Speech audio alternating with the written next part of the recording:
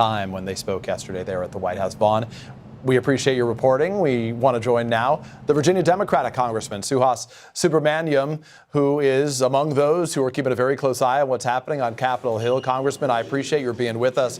It does look increasingly like a shutdown is unavoidable. You live in a Virginia district, of course, filled with federal workers, the highest number of federal workers in the country in California, right behind them, the state of Virginia.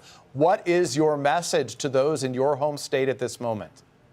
I have talked to so many of them, and they have been fed up with this administration's policies, both cutting access to health care for millions of Americans, including thousands, tens of thousands in our district, as well as firing federal workers, making the ones who have stayed their lives miserable, and canceling contracts overnight, leading to contractors having to fire people as well. So it's been a really difficult time already. They've already been shutting down the government in a lot of ways. And so what they want to do, this is not a clean CR like they say. They're continuing the mess that they've started by, again, firing people across the board. Now they're threatening even more firings and layoffs and cuts to critical needs of the American people. And so, the message from my constituents is stand up to this administration. So let me ask you about that specifically. At what point during a shutdown are Democrats perhaps going to have to seriously consider some concessions on health care? Democrats face a real challenge. There may be a messaging opportunity, but Republicans control the House and the Senate. They control the White House as well.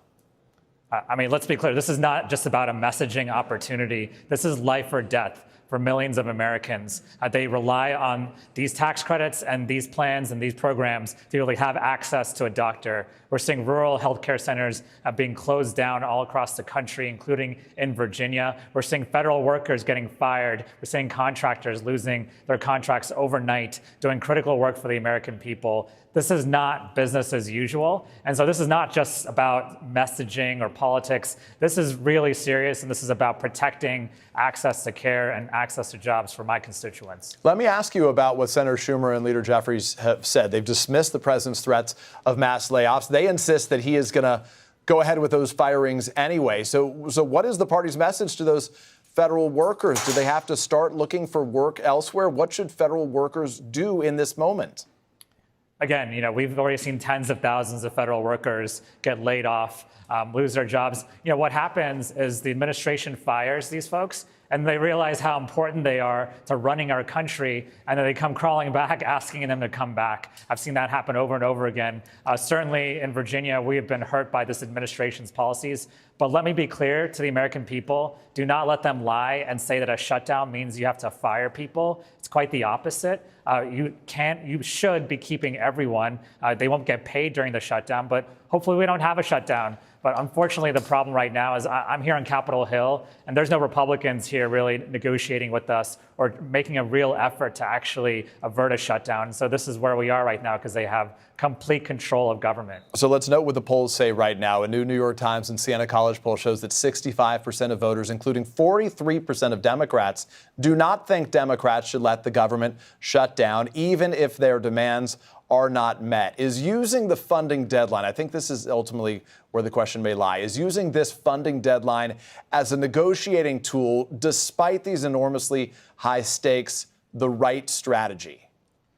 Again, I dispute the question in that poll. It's saying that we're letting the government shut down. Republicans have the House, they have the Senate, they have the White House, they even have the Supreme Court at this point. They have complete control. They had many, many months to come to us and work out an agreement. The first time they even made an effort was that dog and pony show that the president put on in the White House, where he wasn't negotiating in good faith. And so it seems like the president, from what we've heard from Russ Vought and other people in his administration, it seems like they want a shutdown, and that this is their plan, perhaps their plan all along. And so, okay, they have control, but we don't want a shutdown. We want to negotiate. We want to make sure that we move forward, but we also know that this is life or death for our constituents. And so we need to make sure that we save people's health care and we save people's jobs in my district. We saw a situation not too dissimilarly in March. Senator Schumer and 9 other Democrats ultimately joined Republicans then to pass a short-term funding bill that obviously frustrated many people within your party.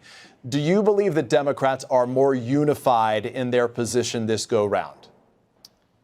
We are more unified. I think looking back, that CR and that budget fight was basically the same thing we're voting on again. So I don't know why Republicans think we would vote differently on the basically exact same thing, except a little bit worse. The reality is right now, yes, we're a little more unified this time. It seems like the Senate is not going to accept their proposal. The last time the Democrats went along with it, I guess. So what changed between then and now? I haven't changed, certainly, and pretty much all House Democrats haven't changed. I think what's the same, really, is the fact that they're continuing to cut federal workers' jobs, continuing to cut health care, and this is not business as usual. And so perhaps some Democrats learned that lesson over the last 6 months, but I don't know why Republicans thought we would vote for this after voting against it in March. Congressman Suhas Subramanyam, we really appreciate you making time for us. Obviously, no American wants to see a shutdown at this moment, so we'll be watching very closely. Thank you so much for your time. Thank you. Coming up, President Trump tells a gathering of top military